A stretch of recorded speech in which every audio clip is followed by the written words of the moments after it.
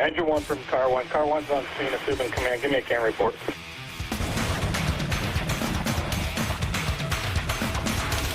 Hello, everybody. This is Mike Goldstein, stickers of the C.A.N report. Got another episode for you.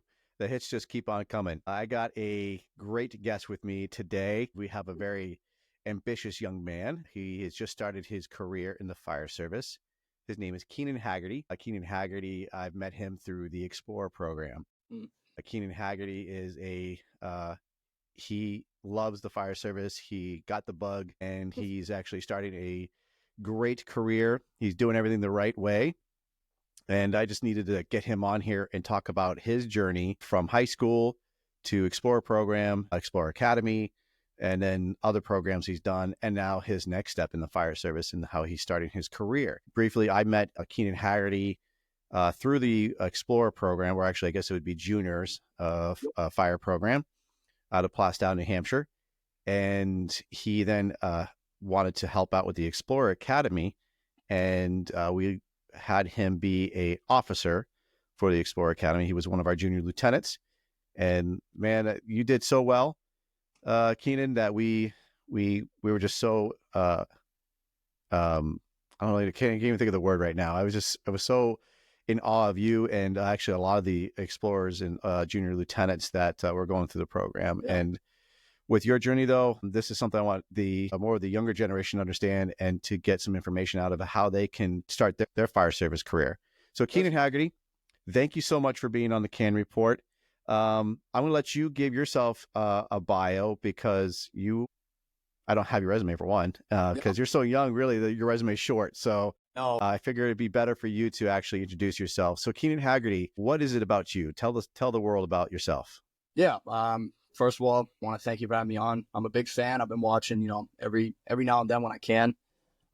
You basically hit it on the money. Nothing more that I can really say. I'm young, young and dumb, as they say, but but I wouldn't say dumb, man. You're doing some right things, so I wouldn't say dumb. Sometimes, but yeah, like you were saying, I got into it literally my senior year of high school. When I turned 18, little even before that, I didn't really know what I wanted to do. Because, I had all my friends that were, go to college, take a 4-year, get a degree, which is awesome. If you take that route, 1,000%.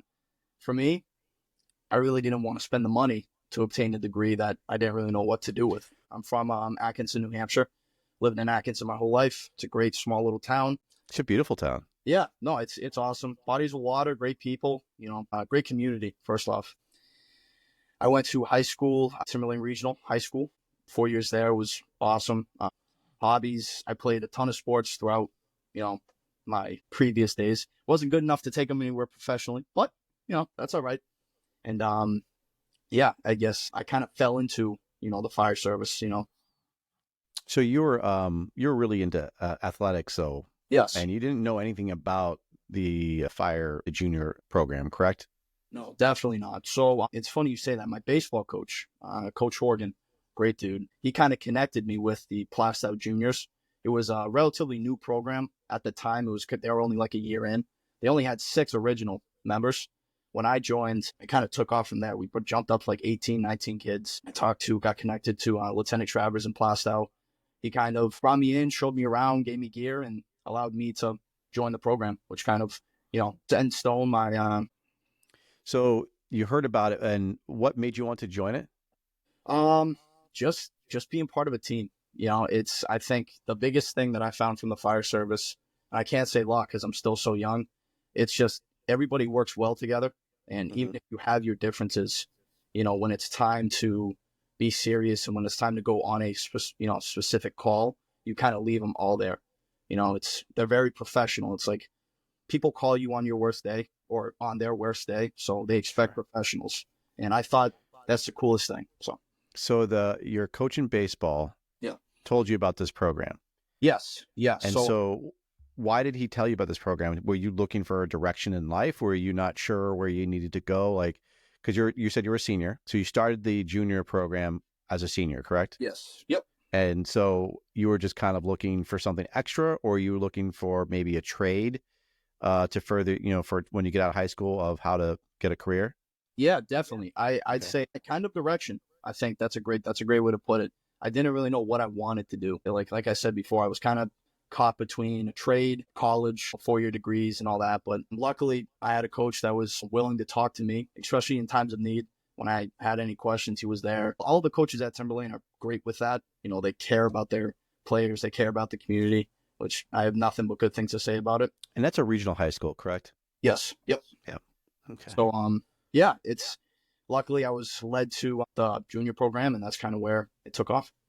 And your family history, you don't have anybody in the fire service, correct? No, sir. Nope. So you'll be the first. Yep. I have some uncles that are cops, but I kind of jumped ship on. So you heard about the Explorer or the junior program. Yep. So you reached out to Lieutenant Travers. Yep. And then what was the next steps after that? Like, what was it like? You reached out to him, Yep. He reached back to you, and then what was that like? Yeah. So honestly, meeting him was great. I mean, nothing, no complaints. He's wicked easy to talk to, wicked eager guy, especially to grow the program at the time. I knew his son Camden from school previously. I knew of Lieutenant Travers. I knew he was a firefighter. So we kind of sat down, talked about what I wanted to do, especially joining the program. He said 100%, got fitted for gear. My first couple of days there, I was nervous. I didn't know anybody. I didn't know a single thing about the fire service in general. All I really knew at the time was to shut up and listen, try to gain as much information as I can. But honestly, as the days went, it was wicked fun. Great. So what kept you motivated? What kept you interested? So, people lose interest in things, right? Mm-hmm. This is not the juniors is not it's not a career. You're not getting paid. This is all volunteer for you. This is for you guys as a younger generation to get knowledge and to help you prepare to get some experience to maybe hopefully further the career. So what kept you interested in going in this? Like once you got your hands on it, like what was some of the first things that you did where you were like, oh my God, yep, I'm hooked. I want to do this. Yeah. So what was some of the first things? I honestly just putting gear on, learning how to don and doff your gear. Again, I knew nothing about it. I knew a coat was a coat and your pants were your pants. It's really it. Just the different techniques that you can use and the different ways to increase your time or a specific, way to do it that fits what you like.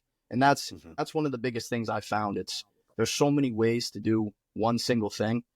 And it's great hearing from everybody, learning all of the different techniques. But one thing that sticks out is that, you find a technique that works for you and you run with it. Another thing that kept me motivated, especially because like you said, we were doing it on our own time. We weren't required to be there. We weren't paid to be there. It was just, I had a goal in mind, kind of when I joined and when I got, accustomed, I knew it was something that I wanted to pursue as a career. And I kind of saw it as, stepping stones. So each day that I was there, if I took away at least one thing that could help me go further, especially knowledge-wise, it's going to help me in the end. So as soon as you start putting on the gear, it was like you're hooked. You're like, this is for me. I want to be a firefighter.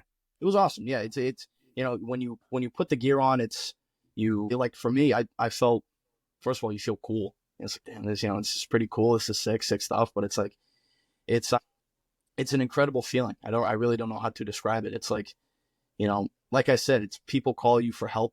They expect professionalism. And I think, being a firefighter, being anything medical related, especially in, just helping, so that's what kind of got me hooked. That's great. So now with you being an athlete, was that also something that like maybe came natural for you as well? That was not as difficult, like, because obviously firefighting, we're athletes. And now going from high school sports to doing this is physically demanding. Was that make it easier for you? Not easier, but did you like the challenge? Because obviously doing sports, you want to be challenged. It's an alpha kind of thing. Yep. Is that the same thing here? We're naturally competitive for the most part. Now you're doing this. Was that like an easier transition of now going from sports to firefighting? For the transition, I think it was definitely easier in terms of physical ability because I was conditioned to a point where I kind of had good overall health, which, I think it's the biggest thing for me. I like to keep my health in good favor because, the more you invest into your body, the greater it's going to, the greater the output is, the greater you're going to perform. I think the baseball side and the football side, just having the mindset, especially after like long practices where you're beat, you're tired, you want to throw all your stuff off, you want to quit, just having that extra, okay, we're almost there. It's almost over. If I quit now, I'm going to regret it. Right, you especially have to have that extra gas in the tank, right? 1,000%. You got to know you got to push through that wall. So Exactly. that's great. I think that's why like sometimes athletes do have an easier time. I think it's probably I can't speak for you, but I would assume that how was it for you like putting on the gear, you have your football gear and then you put on the firefighting gear. Was that a big awakening for you? It was like, oh my God, this is heavy and this is hot. No, yeah, 1,000%. You cook in there, especially Yeah. sweating, and but it's funny you say that. It was almost like second nature. Throwing football pads on, throwing your bunker coat on, Hmm. two of the same motion, and anytime like football in a locker room before the game, when you throw your stuff on, you're ready to go to battle. That's that was kind of the motto we kept on the team, and I think the same goes for especially the fire service. When you throw your gear on, you throw your pack on, you're ready. Do whatever you need to do. What are some things that you got to do when you're on the junior fire program? Yeah. So what is some training you guys do? Yeah. So first and foremost, if you're new, don and doff your gear. We'll go over that for close to a week because it's important. It's important to put your stuff on right. If you don't, you can get hurt. Next, we kind of, after gear, you move to, your pack, your face piece, learning the ins and outs of your pack. I'm learning how to silence your alarms, turn it on, different breathing methods was especially, it was cool to see all the methods. And then, What were some methods that were taught to you? the box breathing. Mm-hmm. I don't remember the name of it, but it's almost like you hum. Almost you hum, kind of takes away from you trying to breathe, or it slows it down. I think that one helps. I just like breathing in and out of my nose. I think just especially keeping it simple. Mm-hmm. The humming for me worked until it didn't. It worked until it didn't. It kind of did. I was trying it for the longest time, and then one day I finally cracked, and I was like, you know what, I'm gonna try my own thing. Breathe in, breathe out. Sure. And then Yeah, I'm a big fan of the hum breathing. So when I do it, I teach a lot about that. When I'm nervous or, whether I'm on the ambulance and it's a stressful call or I'm doing something in my gear or, doing with some serious work, you'll find me humming.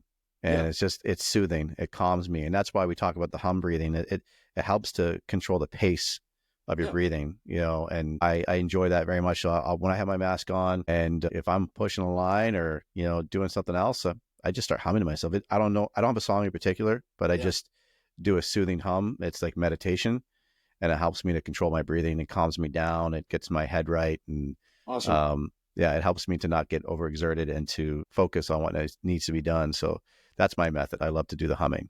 Sweet. Hell yeah. That's awesome. So what were some other things you did? So obviously we did some search. We did follow the hose line, kind of just simple drills, just familiar with all the tools that you use. We did a lot of down firefighter like RIT, especially because there's a ton of ways to teach it, ton of ways to do it. One of the biggest ones that I liked was just flowing water, charging a hose line and moving the hose with all the different techniques, all the different maneuvers you can use, because it's all technique. And that's one of the biggest things I learned. You don't have to be the biggest guy in the room. You don't have to be the small, so it's, if any person can get really good at it, as long as you learn the technique, which they taught us a whole ton of, like we had, I think, close to 2 weeks just on hoses and just great water, which was awesome. Yeah. Another one, we, was some acquired structures. Like there was one in Newton that they actually allowed us to go down and kind of smoke it out with a smoke machine, almost a fog machine, imitate, low visibility. We threw a dummy in the house, went in, searched, grabbed it out. And that was cool. For me, that was eye-opening, especially because that was my first time really being in a, not being in a, nice little 4x4 room, especially with the same things in them, the same, dummy. So, just being able to switch it up, especially in terms of feel. Now, as a junior explorer, when you're doing those trainings and you have an acquired structure, do you ever get to breathe, or do you work in, I shouldn't say breathe, but do you actually get to train in live smoke, or is it all theater smoke? Theater. Okay. And that's because of the age group, correct? Yes. Yeah, that's just solely based on experience. At the end of the day, the program's designed to teach us about it, not to potentially injure us. So sure. Yeah. Excellent. So you did, so you're doing search inside an acquired structure with theater smoke. You're doing forcible entry. Mm-hmm. How is the structure of your program, or not your program, but the junior program? So, is there officers? Is there senior people within the junior group? How does that work? Yeah. So the structure, it kind of goes by like it's the senior man, and then we also have officers. When I was there, we had 3 officers. It was, and we all we had oral boards on it. You put your application in, go in, interview, and the committee would pick as a group who they felt was the best for the position. I was lucky enough to get it. It was a huge honor for me, especially just because I started the program, like I said, not knowing what I wanted to do. I found a love for it, and gaining the trust of the people in the program is kind of a big thing for me, eye opening. I was lucky enough to sit on that board, and I think that's when I first got to meet you, I believe. Yeah, Was for the oral boards, and I was blown away by your professionalism. You held yourself very well. You're very mature. It was eye-opening, and it was refreshing to see how you held yourself. You knew what to do. You came in, you asked to be seated, you wore a tie, even though this is not for a real job. Yeah. Right? Yeah. You treated it like it was a real job. Yeah. And you showed up with representing yourself, representing your family, representing your department. Yeah. And you wore a tie, you had questions ready, you gave really great answers, and you were really prepared for it. Yeah. That's what stuck out for me was you treated this like it was a real job. Like you wanted this, you were passionate about it, and you were a go-getter. Yeah. And that's what made you stick out for me, was that your maturity level and your enthusiasm for the position. Yeah. So that carries a lot of weight. I appreciate that. I even threw my best smelling deodorant on for that. But I was ready. Yeah, it's for me, one of the things that it was preached to me, like from my grandfather and my father, it's first impressions matter and they last. It's really tough to go back and change a first impression because, we all know it. People like to judge. People like to make, and it's human nature. Everybody does it. I do it. It's something that to me is important, especially with meeting people in the fire service that I can learn from. The biggest thing for me is just paying attention because I feel as though it's a respect thing.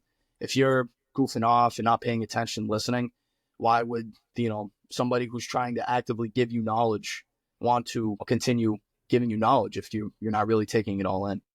Absolutely. Yeah. I think for me, that's one of my biggest things that I try to follow. Meet anybody, you shake their hand, look them in the eyes, whether it's, the highest of high or, somebody with the same position as you. I feel like if you leave your ego at the door, which again, my grandfather told me this all the time, if you don't have an ego, you're going to succeed way, way farther ahead with an ego. And for me, it's like, that kind of sat with me when he told me this. I was young. Like I was probably a sophomore in high school when he talked to me about that. And the more and more I thought about it, I'm like, my grandpa's right about that. He knows something. Your grandpa's a smart dude. Yeah, my grandpa was the best. He was, for me, one of my biggest role models. He was the, professional. He's professional. Cares about his family. He worked hard his life, so he loved the Celtics, which is cool. That's fantastic. What a great upbringing. What a great role model to have. You don't think about it sometimes when you're younger because you think that you know it all. Oh, and then you have somebody who's like that to give you, not just blanket knowledge that you might have read in a book, but real life experience. And what better person to give it to you than your grandparent, right? Yeah, they've lived the life, and honestly, right, they've lived a harder life than most of us can even imagine. Yeah. So that generation knows what it's like to work for things, and they know what it's like to you need to respect people to get things. Definitely. And my biggest thing is when I'm at the academy, and I think you've heard me say it, is that every day is a job interview. Every time you're at this academy, it's a job interview, because if you want to go and further your career, well, you got to treat us with respect. Treat each other with respect. You show up on time. Like you just said, like you're going to pay attention. You're going to listen to what people have to say. And if you're not doing those things, we're going to remember that. So if somebody comes to my department and says, hey, do you remember Mark? Because he was at the academy, the class you taught, and he said he remembers you. What did you think of him? I'm going to say, well, no, Mark didn't do a great job. He didn't listen. He didn't give a shit. So I think you were raised right, dude. Your grandfather was a very smart man, and it reflects upon you, my friend. It really does. Awesome. Yeah, he was awesome. That's great. Well, then you got chosen to be an officer for the Explorer for your junior program. Yeah. And when you got chosen for that, you're a lieutenant there, correct? Yes. Yep. So I was we had actually, you said it perfectly. I was chosen, and you kind of took off with it. So. And what was that responsibility then? So you get promoted to lieutenant.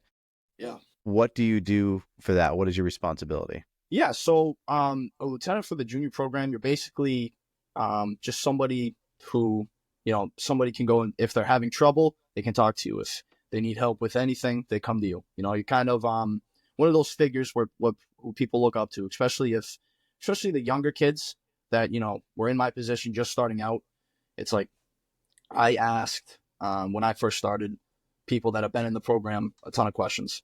And then when that happened with me, when kids started to ask me questions, fellow, juniors, it was kind of a full circle moment. Having the title, we had conversations with Lieutenant Travers just about how we thought everything was going, who, did well with this, who kind of needs to improve, just who needs more help, and I think that was awesome. I think we kind of stayed on top of making sure everybody was gaining knowledge and experience, which was wicked fun. And how many people were you in charge of? Do you get assigned a group, or you just kind of an officer of the whole program? So when I was in the program, we kind of split into groups for the days that we met. We met every Sunday. I think it was 2 to 6, I believe. Yeah, somewhere 2 to 6, 3 to 6 for 4 hours each Sunday, and we had a briefing, when everybody first got there, and then after we kind of went to the bay, grabbed our gear and whatever was on the agenda, and then after that we kind of split into our groups, which made it easier just for everybody to get more reps. And then so being, one of the lieutenants, you were kind of leading that group. Okay, cool. And how was that received? Like, was it a growth experience for you to be now an officer and you're leading the younger ones, or not even younger ones, right? Because some of them are the same age as you, correct? Yeah. So now you're getting an experience of actually being a leader, and now having that officer title. It doesn't matter if you're a career firefighter, right, or volunteer firefighter. You're doing the Explorer. You're still having to be a positive role model. Definitely. So what was that like? What did you give back to them as being an officer for that program? Yeah, it was definitely eye-opening. It was having people come up to me asking for help was wicked cool.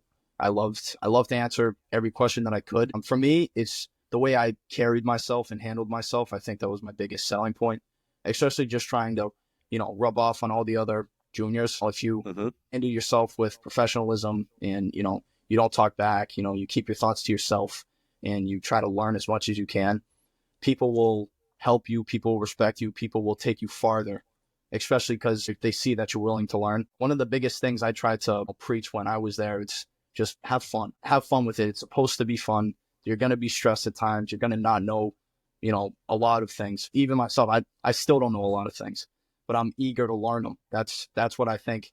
That's what I think helps me. I'm eager to learn. I'm never going to shoot anybody down with an idea.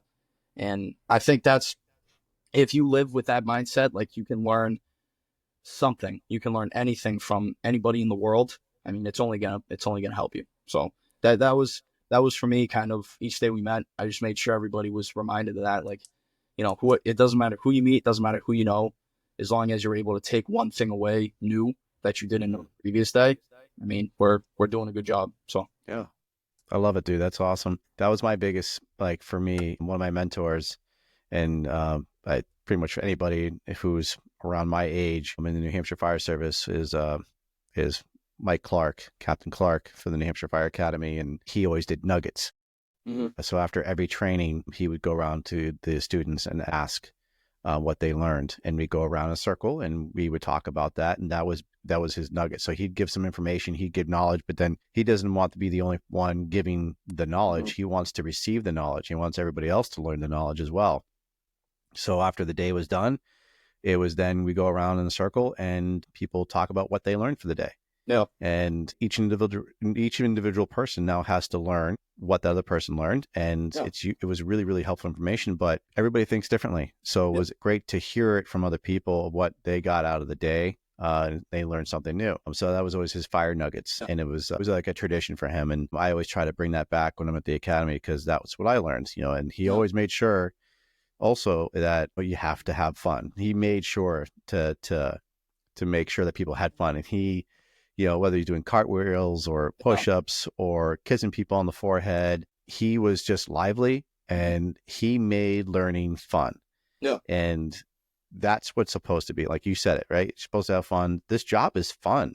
Yeah. Oh my God. And Yeah. if we make it a chore or a hobby, again, nobody's going to really want to do it, and it's going to just be dragged out. But if we have motivated people like yourself that want to make learning fun and have love for the job, then it's infectious, and everyone else is going to do it. Like I've had that little motto now, like passion is contagious, infect your crew. I really, that is my mantra. Like I truly do believe that if you have a contagious attitude of positivity and passion, the other people are ultimately going to fall into it, because you can't hide it. Like negativity, you're going to run from that. But like someone who's fun and creative and passionate and is just loving life, you're going to want to be a part of that. You want to be infected by that.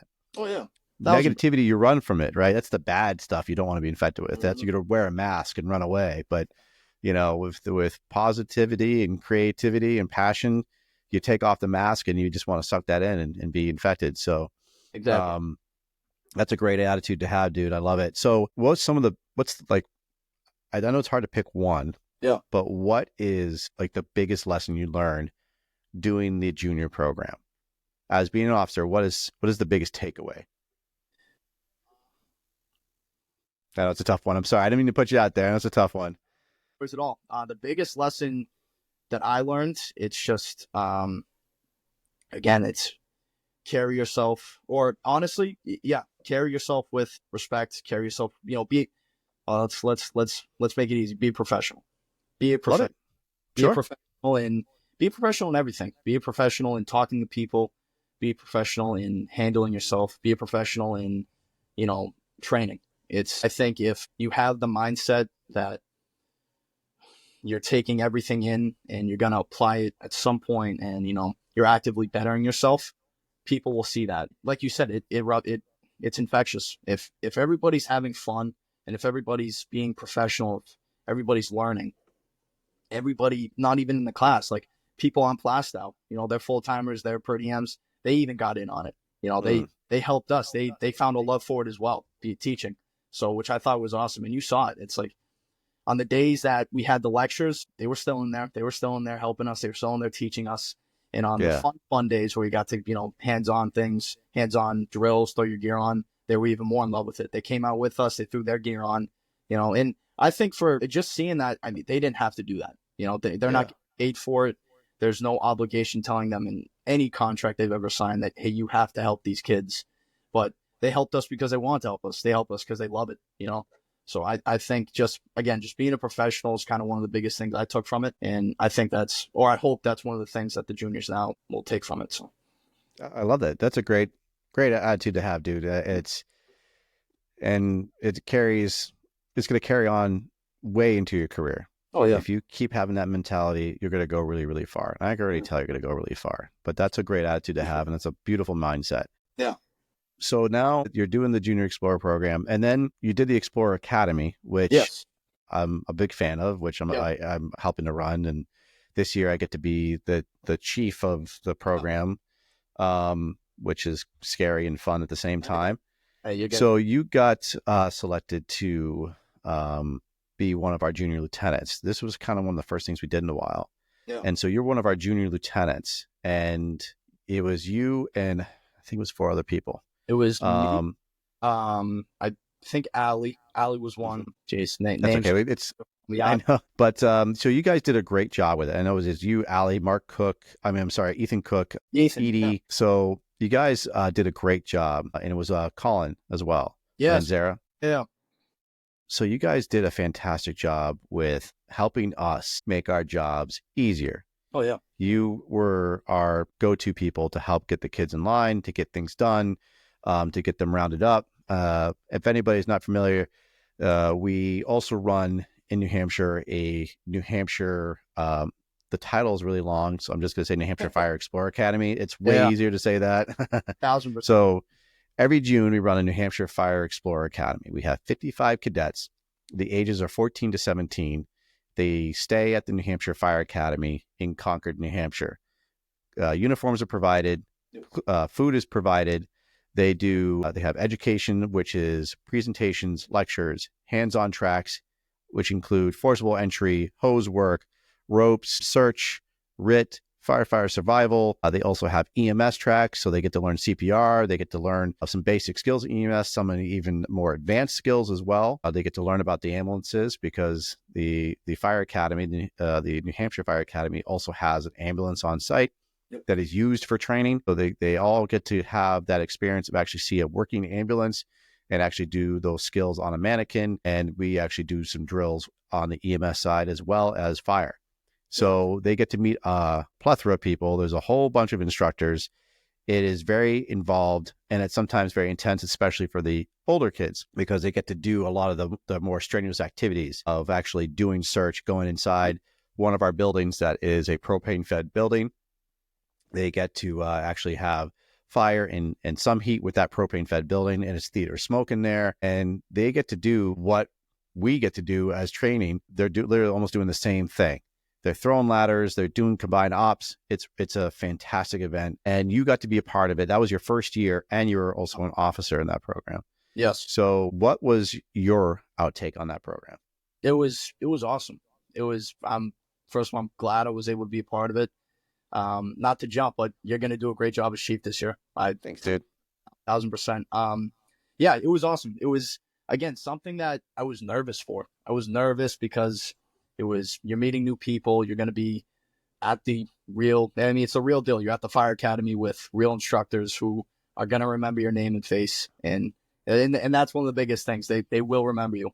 Just taking everything away from it, it made me a better person. Like, it was being able to network with everybody, being able to learn from each and every single one of the instructors, let alone the cadets. It's like being an officer, you were in charge of your crew, almost your squad, as I should say. Kids you never met, people you've never met in your life. At the end of the week, you thought you were, family friends. I mean, you became so close with almost everybody there, especially if you had the right attitude. If you love to talk to people, if you love to network, they're going to talk back. Just, meeting everybody, seeing where they're from, what knowledge they have, what background they have, if they played sports in school, what food they like. It's just it's the simple conversations that will take you far. Mm-hmm.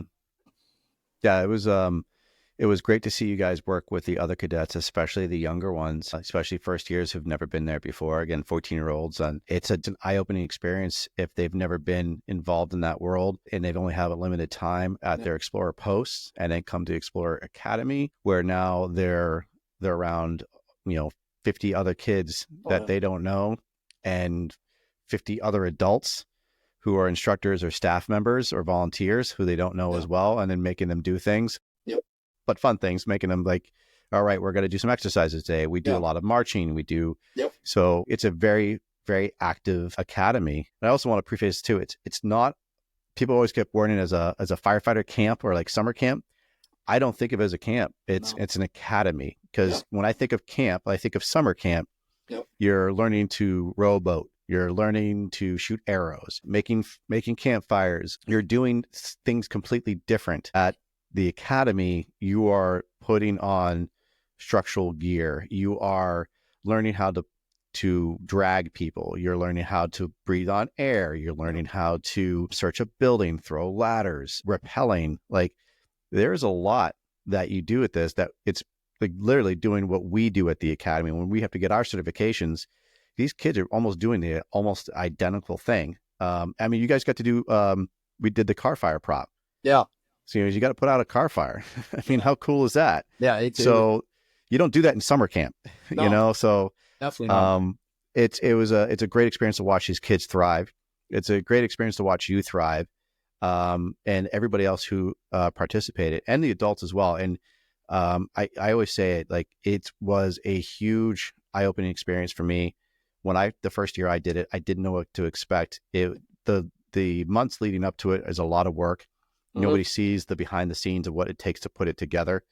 Trying to get sponsors, trying to raise money. It's a nonprofit organization. So trying to get everything together, then getting instructors, and trying to coordinate all that together, it takes a lot of people. And our staff and our volunteers are top notch. And I think it tells volumes about it, because people keep coming back. Like, we just opened up applications March 1st. We're at 40 already. Yeah.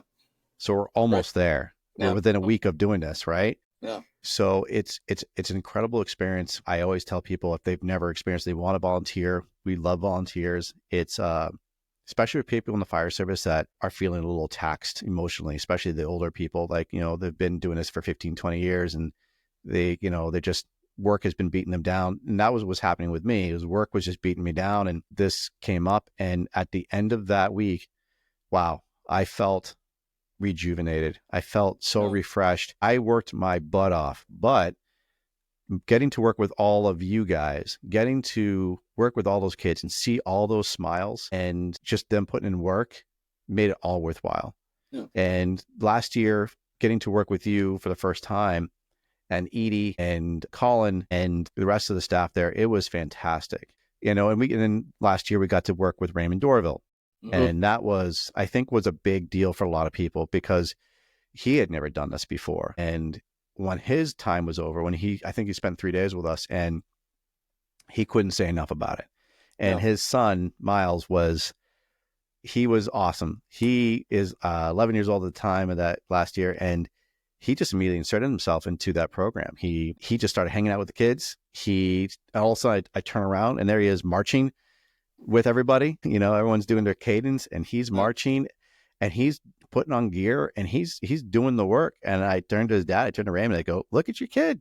He's in it to win it. Like that's how infectious it is. And again, when I talk about, passion and positivity being infectious, that kid was immediately infected by that. He couldn't help himself but get involved in what was going on. Yeah. And seeing you guys get so involved with it and love it, I hope this continues on and you guys are the future of this program to help it thrive and carry on what you've learned through your career. Definitely. Yeah. I'd love to come back. I'd love to help. Like you were saying, totally different from a summer camp, totally different. And I like the analogy because when I think summer camp, I think of something your mom or dad signed you up for to get you out of the house for a week, right? Yeah. The academy, everybody wanted to be there. It's because of passion. It's like, that was the coolest thing, like helping everybody unpack, helping, people put their gear into the lockers over at the academy. Yeah. And kind of like our briefing, our first briefing that we had. I mean, it was infectious. People wanted to be there. People were already talking to new people, already greeting each other. And it's like, it was to see all of that come about just because of the fire service. It's awesome. I especially seeing Raymond come, he's Miami. I mean, Miami-Dade, that's legit stuff, and he was just seeing him, listening to him. It was a priceless experience. I mean, you hear his speeches online and, they got me ready to run through a wall online. I mean, hearing him in person, I mean, was crazy. Yeah, it's crazy. Yeah, he just has a way of getting us amped up, right? And his energy is just, and he's got that, I always call this smoldering intensity, right? Yeah. He's just got this low rising voice, but it captures you. And he does it. He did a great job. He captured even the adults in the room as well. Like they were just like enthralled by it and they just couldn't get enough. And you guys got to be a part of the RIT class that he provided for after hours. Yeah. What did you think of that? That was awesome. What did you get out of that? What'd you think? So what did you get out of the RIT class that Raymond put on? Me and Raymond put on. Yeah. First of all, being invited to it when I first heard about it, I was like, no kidding, huh? This is real. All right, this is gonna be awesome. Just being, again, like it's a very stressful thing, but Raymond, you guys did a great job of kind of telling us to relax, take a breath, especially because RITs, it's dangerous. You're going into burning building to help, your crew. I think just you guys taught us a ton of different techniques. The people there, even the people that were taking the class, they chimed in, taught us all different techniques. Yeah, I mean, these were seasoned people that were part of the class that just wanted to learn from them. Oh my God, yeah. I mean, being in the same class with some of those guys, you, Raymond, other, instructors, other volunteers. I was like, well, this is legit. This is what I want to do, where I want to be. And he was playing some audio over the speaker during the 9/11 audio. Once he turned that on, it gets you going, gets your heart pounding. But that's why he did it. He explained, I'm playing this to not only remember that tragic day, but to get your heart pounding to where it would be a real situation. Right. And yeah, so what we did, you force the door, the entry prop, then you kind of go to the side and go in you couldn't see anything, pitch black, like you're sleeping almost, and got to find your guy, turn his pass alarm off, and coordinate with your partner. How are you going to get him out? Which I thought it was fun. It was wicked fun. It was at the time some of the realest training I've ever been a part of, and it just seeing him do it, for the love of for the love of doing what he does. I mean, he didn't have to be there. There was no obligation saying he had to be there. Like you said, I mean, there's no contract saying he had to be there. He was there because he wanted to spread his knowledge. He wanted to help out. That's what we do in the fire service. We give things back. And he did this out of the kindness of his heart. There was no speaking fee. Some people do charge, and that's understandable. They have, it's a living. Yeah. But he flat out said, I'm not gonna charge you to work with kids. This is something I love. And as firefighters, we love our job. We love talking about the job. We love to train people on our job. And it shows when you have those passionate instructors that just want to give everything back that they learned. And Definitely. You can't hoard the knowledge, and because you can't take it with you. Once you're done this fire service, you can't take the knowledge with you. You can, but it's not going to do you any good, right? You got to give it away. Right. And Raymond loves to give that back. And that's something that a lot of great instructors, and not even just instructors, just firefighters who just love to talk about the job and do it. Yeah. They want to give back, especially the younger generation. And like, you guys inspire us to want to be better. You guys inspire us to want to give it out to you, and knowledge is free. And as long as people come up and ask us, and the thing is too, is we're not going to let anybody fail, and crash and burn. Like if I see you in the, at the firehouse and you're struggling to pack a hose or to figure out your pack, I'm not going to stand at the doorway and just go and watch this kid screw it up. I'm going to go with you and go, hey, let's go over this together. Yeah. We'll figure it out. Yeah. I like you were saying, like, the youth inspiring your generation, it's vice versa. You guys inspire us to kind of follow in those footsteps. It's because you yourself, you're professional. You hold yourself to a professional standard, which a lot of people see. I see it. I'll tell you that right now.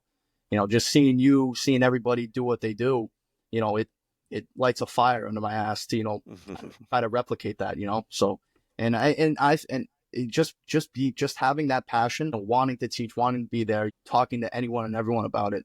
That's what I think is the coolest part. I mean, you see all the conventions, all of the classes taught from wherever, there's people from the same town that's there, and there's people from across the world that are in that class, which I think absolutely. Is awesome.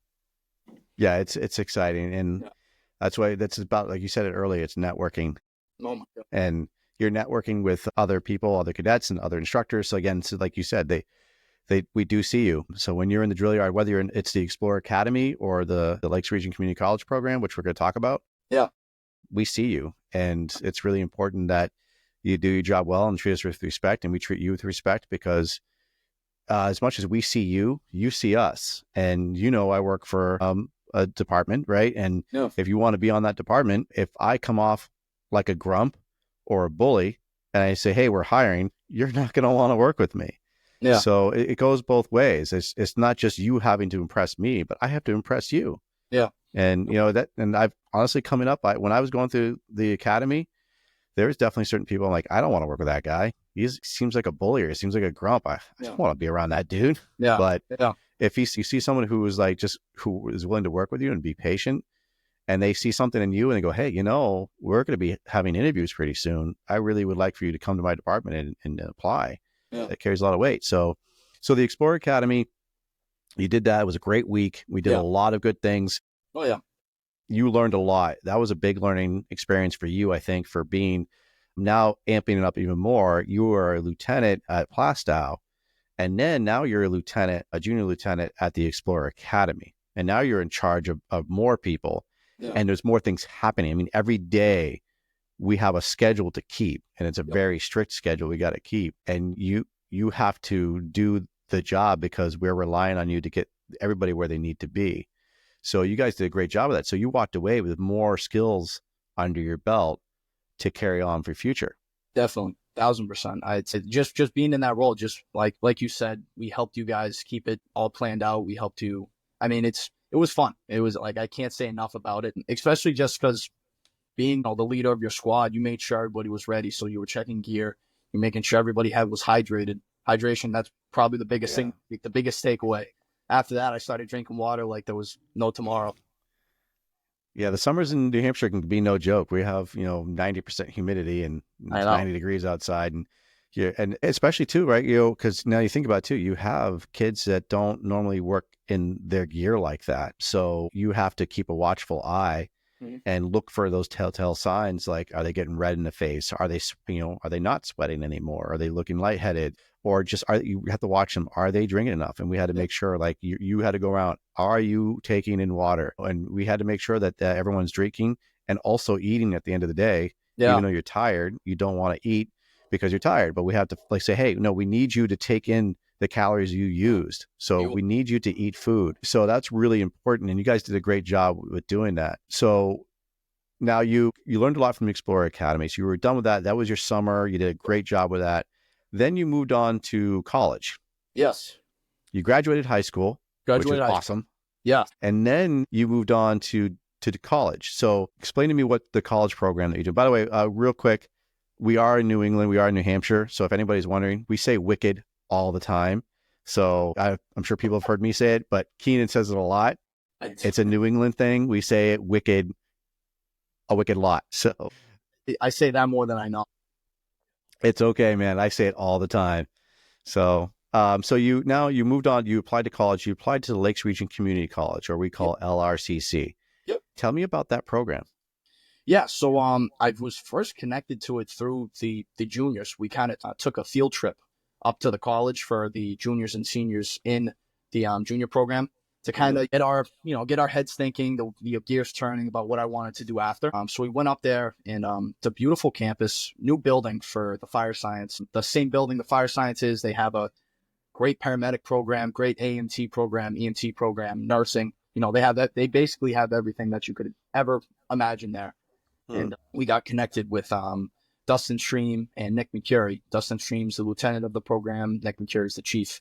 Both fantastic dudes, want to help you learn. They gave us a brief presentation about the program itself, which was awesome. I was hooked immediately after hearing from Chief McCurry. He did a few demonstrations of fire behavior and how everything kind of goes. So it was awesome. And it's a 2-year associate's degree, which I'm currently in. I'm in my first year. I'm staying in my second year, obviously. It's awesome. The classes are great. You learn a lot. I mean, you have classes specific to the fire service. You're not taking boring math classes, and you're not taking classes that you don't want to take. You're taking classes that, for things that interest you, which I think is awesome. What kind of classes are you taking?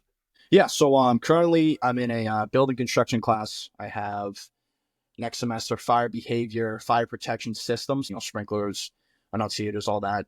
The building construction class is awesome. We played Jenga for it, just kind of, seeing, if you put more on this side, what's going to happen there. And, just kind of seeing how construction comes to be, because there's a lot of it, especially because one of the things that Lieutenant Stream talks about is he's the guy who teaches it. It's like the building is your enemy. You want to know your enemy as well as you could ever know him. You want to know his next move. So the more we talk about it and the more we learn, the more you're going to know your enemy. The more the safer you're going to be, especially when the call that you never expect, it happens and you fall back on what you know. And if you have a good enough standard of knowledge, especially for construction or, just how the building is, you're going to be safe and you're going to make your crew safer, which I think is awesome. So then you're doing your classrooms. Those are, super important classes as well. So you're getting those classes. And then you actually get to go to the drill yard as well at the academy, right? At the New Hampshire Fire Academy in Concord. Yep. So you guys are doing then, now you're actually putting the real stuff together. Yes. So that's first for you guys. And it's introduced as the crawl, walk, run method that we'd love to talk about. So you guys are getting acclimated to your gear. Yeah. You guys, now, when you're going through that program, are you issued gear through the Lakes Region Community College, or do you have to bring your own gear? So you are issued gear through the college, which is basically through the academy itself. Okay. So all of the spare gear that they house in the academy is a back room. You have a fit test day almost. So when you're enrolled, you get your confirmation email. And then the way it works is you'll either take your EMT first or you'll go to the academy first. So this year it's new, 8 weeks. So it's either your first 8 weeks, you're in Concord at the Fire Academy 5 days a week, or you're in EMT class 5 days a week, obtaining your national registry, which I think it was wicked fun. I was lucky enough to get into the academy first because I had taken my EMT the previous summer. Okay. So the EMT class was fun. It was hard, but because I took it previously, I was able to do the fun stuff, the wicked fun stuff really early on. So yeah, like I was saying, you get your confirmation, you get your fit test date, you go in, get sized for gear. Obviously for your SCBA as well, you do your fit test. And then other than that, you kind of wait until you have orientation, and then that's when everything kind of starts. That's great. How many days do you spend at the academy? So for the first 8 weeks, or however you do it, you're there for 8 weeks. That's the Fire 1 and 2. So we're there 5 days a week, 8 weeks straight. You get there for 7, you leave at like 5:30.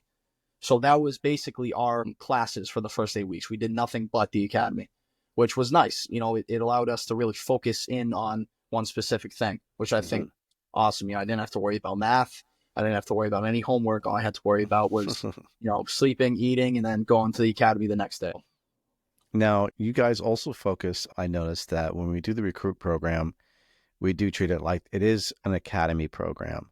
So you guys are getting your gear, getting the equipment, but the expectations are laid out like you'd be going to an actual fire department. Yes. Where you're going to be doing your recruit training if you're actually working for a fire department, where the expectations laid out, what they want you to do, how to work, the skills that they're going to teach you. And you guys also are marching around the drill yard as well. You guys march to every station. You march back as a group. You guys have a leader for the group. How does that get assigned? So that it comes with the orientation. So they get their final number of cadets, students for that academy class, and they do it randomly. So they split you up into 4 squads, A, B, C, and D, and then however many people you have is they try to do even numbers, but of course some people switch, some people don't want to do it, some people don't show up. So their main goal is to have 4 squads, and then that's just it's not alphabetically, it's just at random. So, and you also have physical fitness as well, right? There's a track where you guys are actually doing, like you're in a fire academy level you are, and you're doing physical fitness tracks as well. You're running. You're Rich Meyer of National Fire. He is usually the lead on that, and he is doing all the calisthenics with you guys. He's doing stretches and running and the whole physical gamut of what is required as a firefighter for physical fitness. He talks about eating right. He talks about sleep. He's the man to go to when it comes to physical fitness for the academy. Yeah, he was there. That was kind of one of the first things we did before we even got onto the drill yard, before we even got into gear. One of the first weeks we had a physical/mental awareness kind of discussion, and he taught his class. We had kind of like a test day almost, where we did push-ups, sit-ups, see how flexible we were. We did a beep test just to measure our endurance, and which it was wicked fun. It was eye-opening. It's like it's you're going, which was the whole point. And he kind of expressed that it's like your heart rate's going to spike. So if you can do everything you can to better your health, control it, it's only going to help you in the end. So hearing from him and hearing how he views fitness, especially in the fire service, was almost second to none. I mean, for him, it's one of the biggest things. I mean, he enjoys it. He makes it fun. He really preaches, if you have fun with it, it'll last. If it's a fun habit, you're going to continue to do it. So he tries to make it as fun as he can, which is awesome. That's awesome. That's great. So you are doing that program. Then you're also doing a live-in program. Yes. So you're doing both. So you're doing the Lakes Region Community College Fire Science program, but you're also doing a live-in program in Meredith, correct? Yes. At Meredith Fire. Yep. Tell me about that. Yeah, so it's awesome. That's one of the first things. It's the greatest thing ever. I was lucky enough to get into it along with one of my good friends, Jacob Raymond, who was at the Explorers Academy. Me and him actually got accepted, both of us, to Meredith.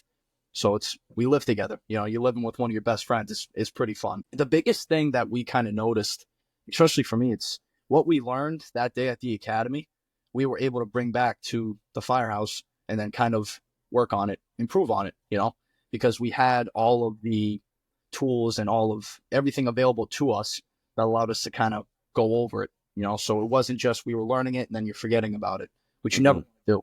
We learned it, drove back, learned it again, learned it differently, learned it ways that, we felt kind of worked for us better.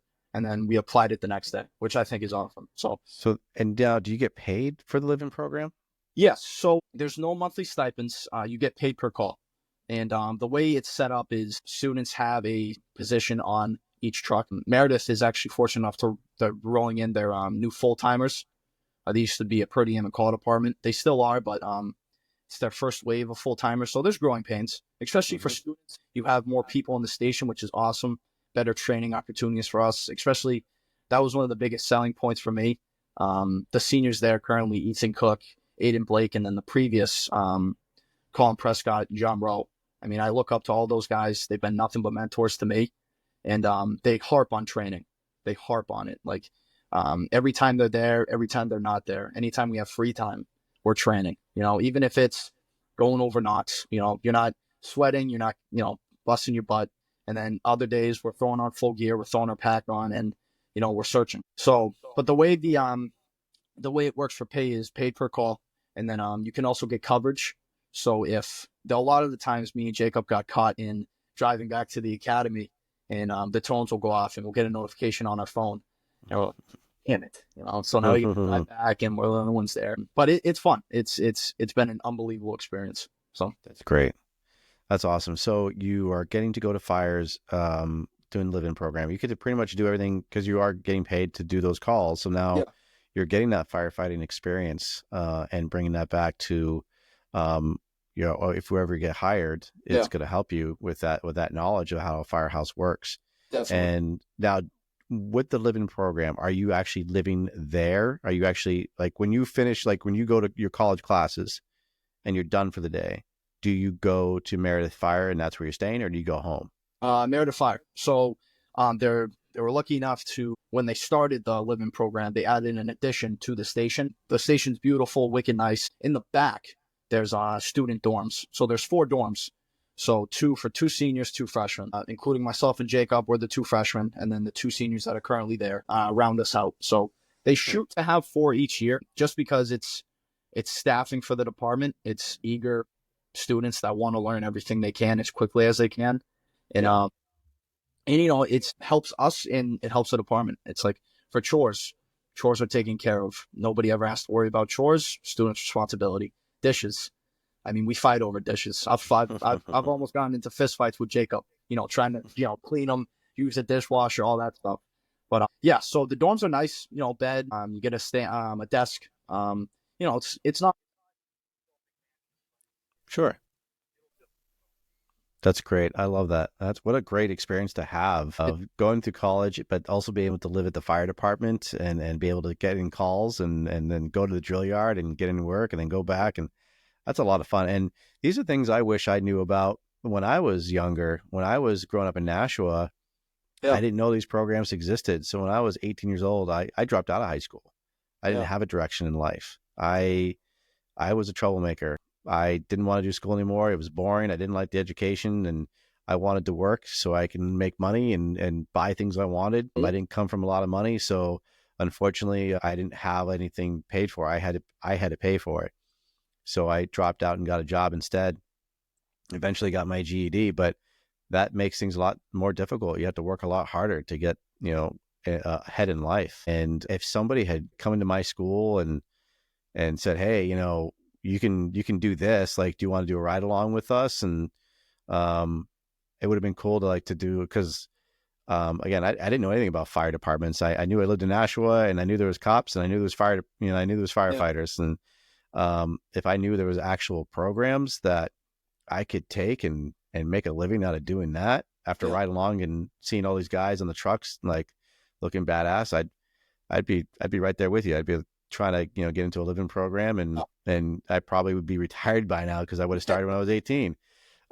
So it's great that it's out there, and I think the information needs to be shared all over, because people know about it, but still not enough people know about the Lakes Region Community College program and live-in programs. I mean, that is such a game changer. And I think also for kids, whoever listening, and if they're 18 or 17 and you don't have a direction in life and you're not sure where to go after high school, or you're thinking about dropping out of high school, don't do it. There's other ways to go for careers. There's trades, and firefighting is a trade.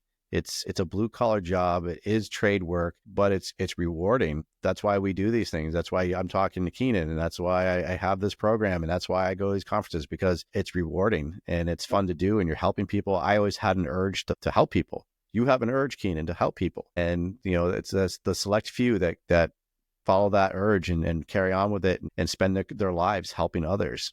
And it's a commendable career. And I wish I knew about it when I was younger, because I definitely would have done it, and because it's really that bug, once it gets to you, like you said, like you as soon as you put on the gear, you're like, this is, I've been meaning to do this. This is what I need to do.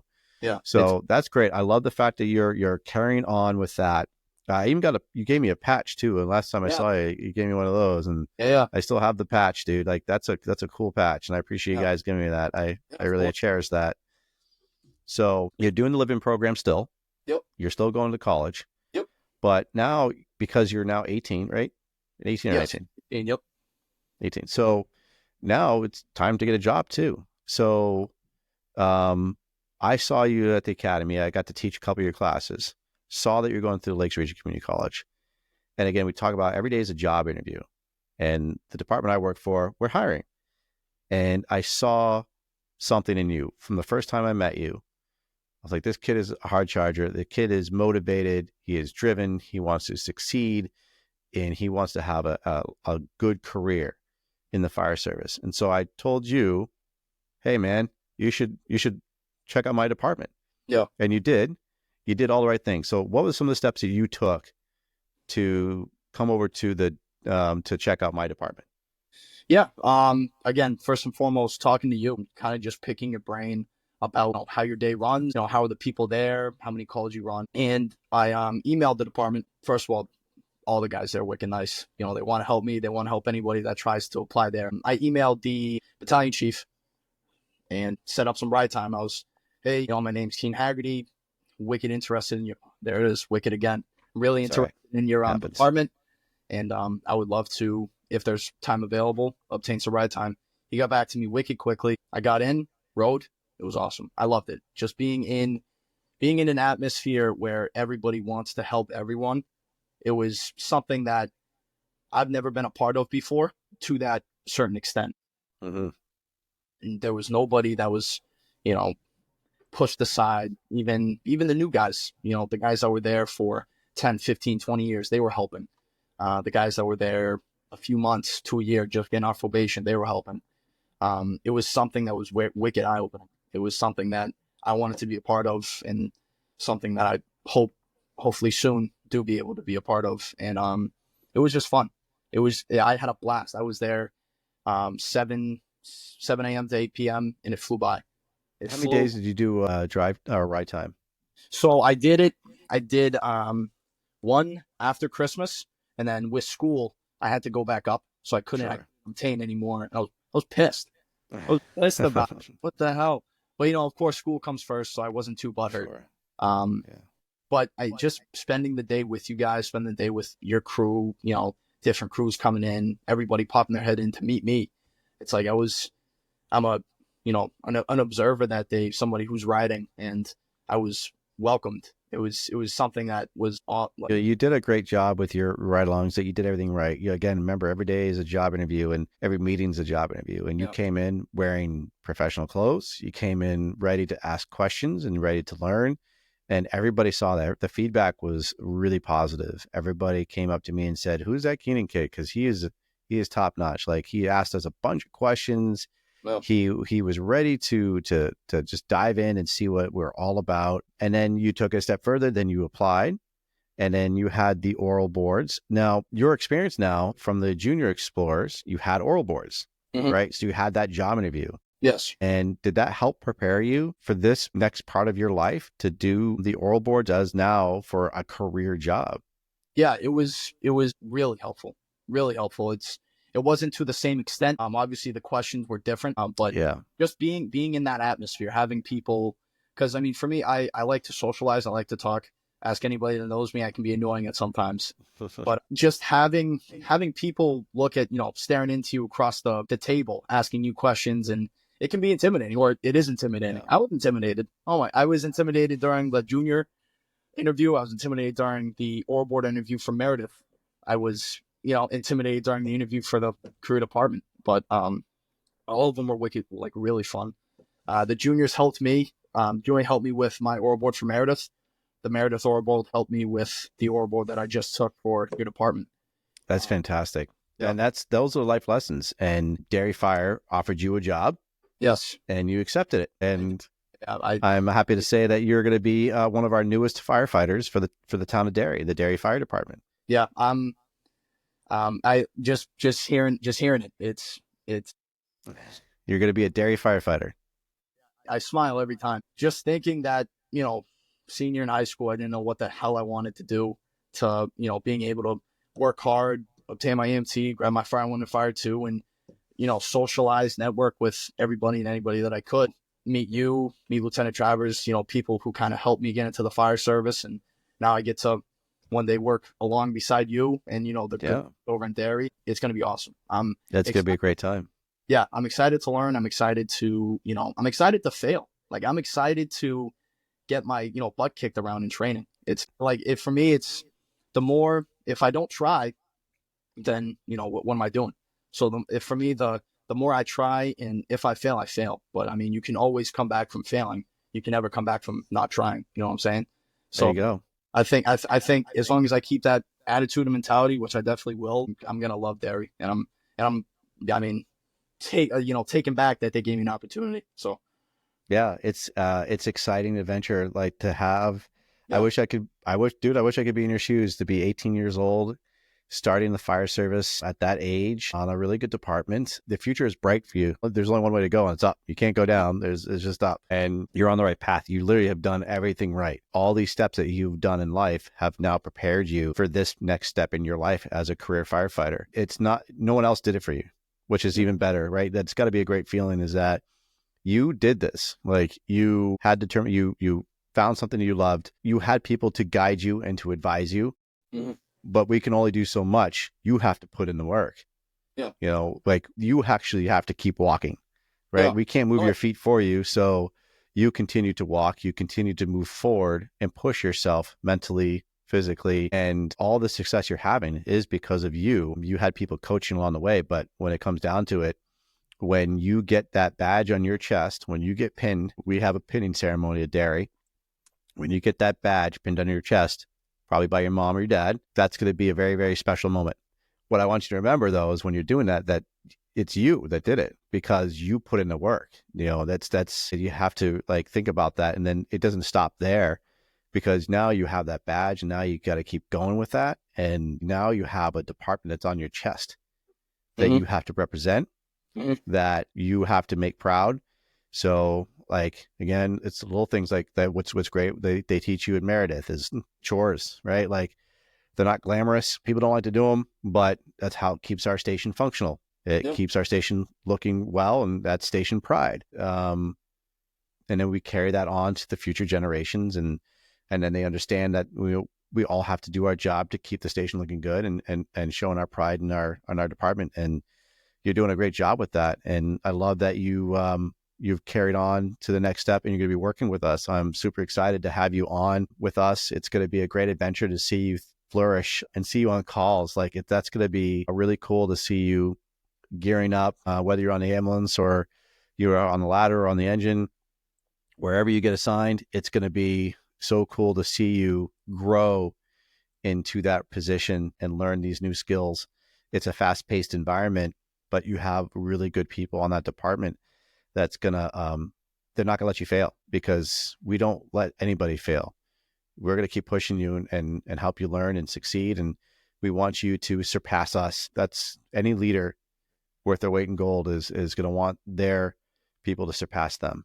So when I leave and I walk out that door, I can say, Keenan Hagerty, that department's in good hands because Keenan is right there making sure that everything we built up, he's going to make sure it stays standing when we leave. No. So that's awesome, dude. And that's what we're supposed to do as mentors and leaders and senior guys. And you're learning the good lessons, dude. So I'm excited for you. It's going to be a great adventure. Yeah, it will. I'm pumped for it. I'm pumped. What'd your parents think, by the way? The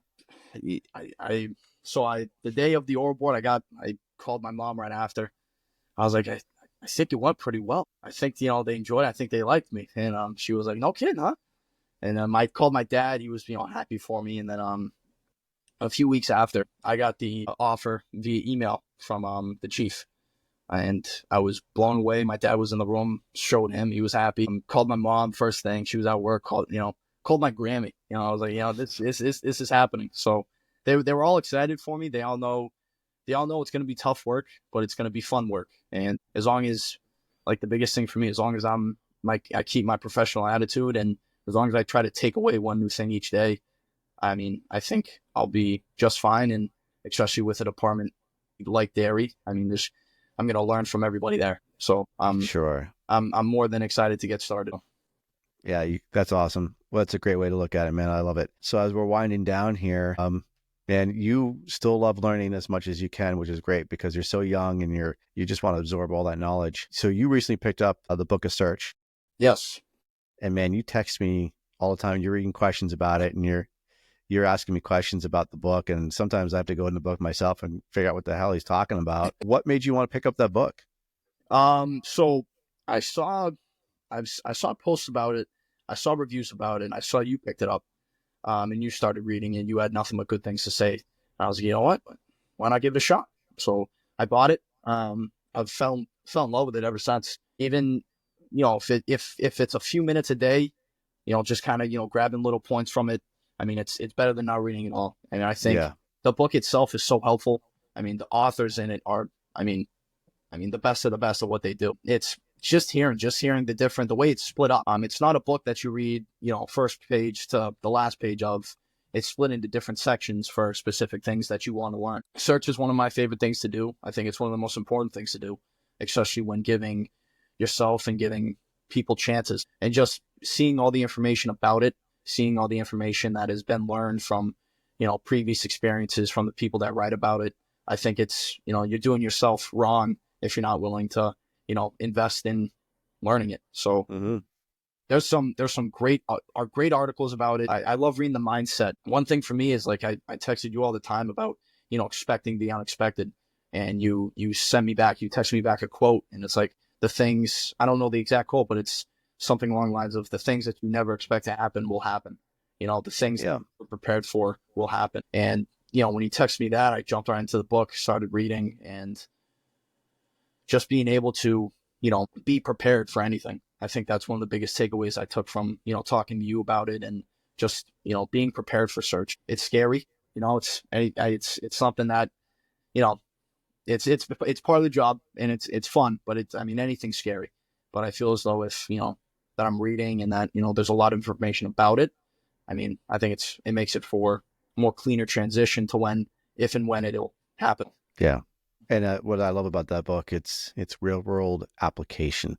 Definitely. It's not curriculum based, right? This is stuff that people learned over time. And again, we talk about the hoarding knowledge, and these guys gave it back to us so we can learn from it. And like, you nailed it with the fact that you don't have to read it from page 1 to page 300. No. You can pick around whatever you want to learn from that book, and then apply it and go from there, and take your notes. Because I'm the same way. I love to bebop around books, especially educational stuff. I can't read it from front to back. I usually will skip around, and there's definitely some great information. There's all good information in there. And like you said, the people that contributed to that book, again, they didn't get any monetary kickbacks from that. That's something they did because they want to make all of us better. Yeah. And that's what's so special about that book as well, is that a lot of people contributed their time and energy to write those chapters, and then Corley Moore putting it together. And again, not getting any money out of it. Just the funds go back to banking another book, and to make sure that it's benefiting us, the end users. And the fact that you, 18 years old, is picking up that book and gaining some valuable information. And what's great is that it's right there in the palm of your hands. So when you start your new job at Dairy, you're going to be busy. You're going to be doing all your Proby stuff. But when you have a moment, that's what you should be reading. No. To be honest with you, like as a Proby, if you have a moment to sit down and relax, and you're at the kitchen table and you're not reading your SOPs and SOGs, because those can be dry. Nope. But you whip out that book and start reading out of that book. It shows to the others that you care about this job and you want to learn as much as possible. No. Now, you can't just read books all the time. I've learned that, and there's other books out there to read to change your mindset, if you will, like to not have to be so serious about it. You should read other materials like fiction or history, or it doesn't have to be an actual fire themed book. But this, as you're sitting at the firehouse, that's a really important book to be reading as a Proby, as somebody who's going into the fire service for the first time, so others see that you actually care to learn. It also sets a great example too, because you're not sitting on your phone scrolling mindlessly. You're actually reading educational material. Kudos to you for reading that in your downtime and educating yourself. And I know you're doing it because you ask me questions all the time, which I love. I love getting those texts from you and you ask me questions. So Keenan, it's been a pleasure having you on the C.A.N Report. Is there anything that you wanted to say or anything that we missed that you wanted to talk about before we end up? No, I think we hit everything right on the nose. I think I was able to kind of give you my background, my steps that I took, and I'll definitely relay the information to people who are interested in the fire service and, they want to do the living program. I wouldn't recommend it enough. And they want to do the LRCC Associate's Degree program, something I can't recommend enough either. It's been nothing but helpful to me and the people in my class and the other students in Meredith. So I can only imagine it'll be, if not more helpful to people trying to get started. Fantastic, man. Great message. I love it. Keenan Hagerty, thank you for being a guest on the C.A.N Report. And again, we do have the New Hampshire Fire Academy, or I should say the New Hampshire Fire Explorer Academy, coming up this June 21st through the 28th at the New Hampshire Fire Academy in Concord, New Hampshire. Applications are still open. We have 40 applicants so far, and we have a max of 55 we allow in. So if you are interested, make sure you get your applications in. New Hampshire residents and previous explorers, they get in first, and then we file in the out-of-staters after that. So if you are interested, please reach out to us. And if you missed this year, you can always get hold of us and we can give you information for next year. We have a lot of great things coming up with that program. We're going to be doing a lot of pictures and videos, and we have some special guests that are going to be part of this program that we're really excited about. Again, if you're also interested in the fire service, the Explorer posts are throughout the state of New Hampshire. There's a lot of them. And if I try to list all of them, I know I'm going to miss them, but there's Hudson, there's Hollis, there's Plastow. Atkinson, I think, is one. Chester is one. Warren, New Hampshire. Northwood. I think there's one in Brentwood. There's a lot. And I know I'm going to miss some, but there's a lot in the state of New Hampshire. And so all these kids from these Explorer posts come to the Explorer Academy to further their education and get a whole week of fun and learning more about the fire service. So if you're ever interested in your kids, or if you're listening as a kid and you want to learn about it, you can look into the Explorer post. You can reach out to Keenan Hagerty as well. He could definitely guide you in the right direction. Anybody who's interested in the fire service from 14 to 17 years old, you can definitely join. It's a great way to start your fire service career. If you are older and you cannot join Explorer Post, you can always do the Lakes Region Community College, the fire science program. It is, I recommend that you come out with an associate's degree. You come out with your Fire 1, your Fire 2, your EMT basic. I believe you can get your advanced as an elective, and you can hit the ground running. Yeah. And then obviously the big thing too is you also need your CPAT. So once you finish that, I believe the program helps you to train and get ready for the CPAT. Now, is the price of the CPAT included in the LRCC program? I do not believe it is. I think I wouldn't be surprised, honestly, if they kind of implement that. If they implement a specific class for training for it soon. For me, I had to go. It's wicked easy to find. The New Hampshire Academy makes it wicked easy to sign up for. You just have to go on to the Academy website or through Respondent H. You can grab the application there. All you need is a valid physical, and then you throw your name in and show up, take it, and hopefully pass it. Love it. Yeah. So again, talk about physical fitness. The CPAT is very physical. It is required for the state of New Hampshire to pass that, so you can actually have a career in the fire service in the state of New Hampshire. And most other departments are the same way. but or around the other states. But in the state of New Hampshire, that is a requirement. If you need information about that, Keenan nailed it. You can go to the New Hampshire Fire Academy website, and there's information on the CPAT and other classes. So I can't recommend it enough. Lakes Region Community College Fire Science Program. You should definitely look into it. If anybody's curious about the fire service program, that is a top-notch educational tool, and it'll guide you down the right path for that. Keenan Hagerty, thank you so much, brother. Congratulations on becoming one of the newest members of the Derry Fire Department. We are excited to have you. It's going to be a fun career for you, and I know it's going to be a long and successful career for you. Awesome. Thank you so much. All of you, thank you so much for listening to the C.A.N Report. I appreciate all of you. I appreciate all your support. Be well, be safe. I love you all. Mazel tov.